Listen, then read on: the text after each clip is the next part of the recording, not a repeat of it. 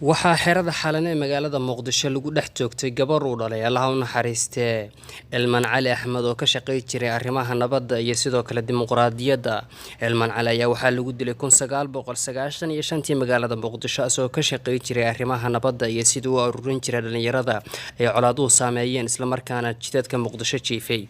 Elman ayaa lagu xasuustaa inuu ahaa aabe si aad ugu ololeyn jiray nabadda isla markaana haleelkiisu ahaa qalinka qaado qorigana dhig. gabadhan uu dhalay oo lagu magacaabay Ilmaas ayaa waxaa lagu dhex joogtay xerada xalane oo ay degan yihiin safiirada dalalka risheeye isla markaana ay ku sugan yihiin ciidamo badan oo ka socda wadamada reer galbeedka iyo arrimo sirdoon oo ku sugan magaalada muqdisho. gabadha ayaa la sheegay xilligii ay ka soo baxaysay xilligii la tooganayo inay ka soo baxday xafiiskeeda isla markaana ay ku sii jeeday garoonka diyaaradaha ee magaalada muqdisho. lama oga sababta ka dambeysay dilkeeda toogashada balse ilaha ogaal ayaa la sheegay in loo qabtay laba qofood oo mid u dhashay wadankaasi Canada isla markaana midna uu ka soo jeedo wadanka South Africa. labadan qof oo midna Afrikaan yahay midna yahay mid cadaan ayaa la sheegay in laga qabtay goobtii lagu dilay allaha u naxariistee gabadhaasi lagu magacaabay Ilmaas oo uu dhalay Elman Cali. gabadhan ayaa waxay ka shaqeynaysay arrimaha nabadda iyo ololeynta gudaha Soomaaliya ka jirtay waxayna sidoo kale ku hawlaneed sidii dadka Soomaaliyeed ay u heli lahaayeen nabad. gabadhan oo ku sugneed magaalada muqdisho isla markaana gacanta ku haysay aabaheeda allaha u naxariistee Elman ayaa waxay ka hawlaneed sidii ay dadka Soomaaliyeed ugu baraarujin lahayd nabadda iyo xasiloonida dadka Soomaaliyeed. gabadhan ayaa sidoo kale waxay sargaalad ka tahay gabar la dhalatay ciidamada xoogga kuwooda ka howlgala magaalada muqdisho waxaana lagu magacaabaa Iimaan ayaa waxay tahay gabadh ka tirsan sargaalada isla markaana ka tirsan ciidamada xoogga dalka Soomaaliyeed gaar ahaan ciidanka militariga wana gaashaan la sare. sida sawirka uu ka muuqato gabadha la dilay waa mid dharka madow ee dhanka bidix xigta halka gabadha kalena ay tahay sargaalad ka tirsan ciidamada federaalka Soomaaliya oo ayna tahay gaashaan leh. sidoo kale waa kaamineedka ciidamada xoogga dalka Soomaaliyeed. Iimaan ayaa sidoo kale waxaa dhalay ama abti u ah gabar la dhalatay Cabdisalaan Xaaji Aadan oo ah safiirkii hore ee Soomaaliya u fadhiyay dalka Itoobiya iyo ambaasadorkii qaramadii midoobay xilligii Cabdullaahi Yuusuf Axmed. halka gabadhani ay sidoo kale ka soo jeedo bulsho si aad looga garanayo shacabka Soomaaliyeed dhexdiisa. gabadha oo dhalay Allah u naxariistee Elman ayaa waxay sidoo kale ka shaqeysaa nabadda. aabaheed Elman ayaa wuxuu ka shaqeey jiray arrimaha nabadda sidoo kale wuxuu wax bari jiray dhalinyarada Soomaaliyeed asagoo sidoo kale qalinka wax ku bari jiray halka uu qoriga ka dhigi jiray. sidoo kale aabaheed Elman ayaa waxa uu ahaa qofkii ugu horeeyay ee xilligii dawladii dhexe ay burburtay kadib sameeyay aalada loo yaqaano korontada ama sidoo kale baawarka wuxuuna magaalada muqdisho ka howlgeliyay goob lagu barto farsamada gacanta sidoo kale makaaniga ayuu dadka bari jiray. waa aabe si aad ugu caan baxay nabadda iyo shaqo abuurka waxaana lagu dilay 1996 magaalada muqdisho gaar ahaan eriyada lambar 4 halka maanta gabadhiisina lagu dilay magaalada muqdisho iyadoo gacanta ku haysay hawshii uu aabaheed waday. saddexda gabdhood oo isla dhashay ayaa waxaa lagu kala magacaabaa Iimaan oo ka tirsan ciidamada xoogga dalka Soomaaliyeed iyo Ilwaad oo iyaduna ka tirsan United Nations isla markaana ka shaqeysa xafiiska qaramada midoobay gaar ahaan xafiiska xogayaha qaramada midoobay Antonio Guterres ay ka howlgasho. sidoo kale waxay Ilwaad u tartamaysay inay hesho abaalmarinta Nobel Peace Prize ka sanadkan ay u sharaxan tahay waxayna ku soo baxday dhowrka qof ee ugu horeeyay ee ka galay kaalinta koowaad waxaana la filayaa inay soo gasho 5 qof ee ugu horeysa ee ku guuleysan doona abaalmarinta Nobel Peace Prize ka maadaama ay ka shaqeeyaan ayada iyo familkeeda nabadda.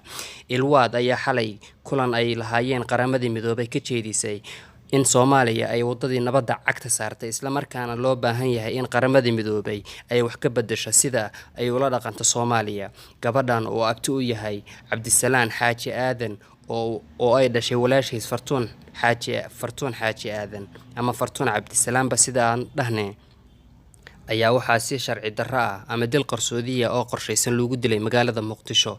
masaal media waxay la xiriirtay saraakiil ku sugan magaalada muqdisho isla markaana waxay noo xaqiijiyeen in meydka Allah u naxariistee Ilmaas la keenay hadda isbitaalka Digfaar isla markaana laga soo saaray xabad uga jirtay madaxa. waa sida ay noo xaqiijiyeen dhaqaatiirta iyo saraakiilka agdhow goobta ay taala meydkeeda. sidoo kale waxaana loo xaqiijiyay in hadda loo xiray 2 qofood oo mid yihiin caddaan halka midka kalena uu yahay afrikaan lamase xaqiijin karo dalalka ay kasoo kala jeedaan si rasmi ah maadaama ay yartahay xogta laga heli karo qaabka loo dilay iyo qaabka raggaasi loo qabtay. waxaana wararka qaar sheegaya in labada nin mid kasoo jeeda wadanka Canada halka midka kalena uu kasoo jeeda dalka South Africa. sidoo kale gabadhan lagu dilay magaalada Muqdisho ayaa waxay haysatay dhalashada dalka Canada, mana jiro wax war oo kasoo baxay dowladda Canada ilaa iyo hadda. waxaase la rajeynayaa in saacadaha soo socda uu kasoo baxo wasaaradda arrimaha dibadda dalka Canada ay arrintan uga hadlayso. Elmas ayaa waxay ku howlaneed sidii dadka Soomaaliyeed u heli lahaayeen nabad iyo cadaalad, isla markaana waxay kulan kula lahayd magaalada Muqdisho xafiiska ay leeyihiin UNSOM ama xafiiska qaramada midoobay magaalada Muqdisho, kulan looga hadlayay xasiloonida iyo ammaanka dalka. sidoo kale lama xaqiijin karo arrinta ka dambeysay dilkeeda gabadhan magaalada Muqdisho loogu toogtay maanta barqanimadii. waxaase dadka inta badan isweydiinayaan in gabadhaasi lagu dhex toogtay xerada Xalane oo ay degan yihiin safiirada iyo diblomaasiyiinta wadamada reer galbeedka, sidoo kalena ah xarunta ay degan tahay UNSOM ama qaramada midoobay ay degan yihiin. waxaana la leeyahay gabadhan falka lagu dilay waa mid qorshaysnaa, sidoo kalena waxaa jiray dad ay isku hayeen arrimaha Soomaaliya, iyadoo dhanka kalena la leeyahay waxay fariin loogu diraya gabadha la dhalatay ayada oo habeenkii xalayta ah ka jeedisay qaramada midoobay nabad ay uga hadlaysay arrimaha Soomaaliya, isla markaana la leeyahay waxay dib u soo hagaagtay xaaladda Soomaaliya. lamana xaqiijin karo sababtaasi iyo arrimaha kale ee ku gadaaman dilka gabadhan loogu geystay magaalada Muqdisho ayaa waxaa ku gadaaman arrimo badan, waxaysan weli jirin cid sheegatay dilkeeda. halka la leeyahay waxaa falkan ka dambeeyay kooxda Al-Shabaab, mana jiraan in Al-Shabaab ka dambeysay falkan, mana aysan sheegan maadaama ay Al-Shabaab caan ku yihiin in markii fal noocan oo kale uu dhaco ay horey ka sheegtaan, isla markaana ay ku cadeeyaan baraha bulshada ay ku isticmaalaan sida website-yadooda. Masaal Media ayaa sidoo kale isku dayday inay wax badan ka ogaato qaabka dilkan u dhacay, waxayna Masaal Media xaqiijisay in gabadhan lagu dilay qoriga loo yaqaan shamshootarka oo looga soo toogtay daaqad ama guri, waana halka lagu qabtay labada qof ee loo qabtay falkaasi, lana leeyahay waa ay ka dambeeyeen. haddaba waxaa su-aal mudan sidee gabadhan oo ku sugan magaalada Muqdisho gaar ahaan xaruntii la leeyahay way ugu ammaanka badan tahay Soomaaliya waa lagu toogtay. dhanka kale waxaa jira warar sheegaya in shirqoolkan uu ka dambeeyay madaxweynaha federaalka Soomaaliya oo ay ishayaan beesha ay gabadhani ka dhalatay oo ay ka soo jeedo, oona la leeyahay gabadhani waxaa loo dilay qabiilkeeda maadaama ay tahay qabiilada ugu awooda badan gudaha magaalada Muqdisho ama guud ahaan geyiga Soomaalida. haddaba waxaa arrintani ku gadaaman madmadow badan qaabka loo dilay gabadhaasi qaabka loo dilay ayaa waxaa ku gadaaman arrimo badan, waxaana la leeyahay waa mid u baahan in dabagal badan laga muujiyo laamaha ammaanka iyo dowladda federaalka Soomaaliya. ilaa iyo hadda ma jirto wax war oo ka soo baxay oo lagu cambaareynaya dilkan, mana jirto sidoo kale cid ay leeyihiin waa loo qabtay. balse Masaal Media oo la xiriirshay saraakiil ka tirsan ciidanka xoogga dalka waxay u xaqiijiyeen in gacanta lagu dhigay labadaas qof oo looga shakisan yahay dilka gabadha maanta lagu toogtay xarunta Xalane gudaheeda. kala warar soo hoose ayaa sheegaya in gabadhani ay magaalada Muqdisho timid dhowaan, isla markaana ay ka timid magaalada Nairobi oo ay aroos ku ahayd, waxaana jiray inay ka soo baxday safaaradda Soomaaliya ee dalka ku taala magaalada Nairobi, ayna ahayd xogayaha koowaad ee safaaradda Soomaaliya ku leedahay magaalada Nairobi. haddaba Masaal Media ayaa waxay idiin soo gudbi doontaa sida falkan uga dhacay magaalada Muqdisho iyo ciddii ka dambeysay falkeeda, mana jirto wax faahfaahin oo weli ka soo baxay laamaha ammaanka. waxaan idiin soo gudbi doonaa hadba meesha ay wax marayaan. haddaba gabadhan ayaa waxaa la leeyahay falkeedii wuxuu saameyn ku yeelan doonaa xasiloonida iyo kala dambeynta Soomaaliya. sidoo kale waxay arrintani muujinaysaa in magaalada Muqdisho aysan ammaan ahayn. haddana sidoo kale waxaa muuqata in magaalada Muqdisho ama xerada Xalane dhexdeeda lagu dhex tooganayo diblomaasiyiinta. arrintan ayaa waxay tahay halis hortaagan.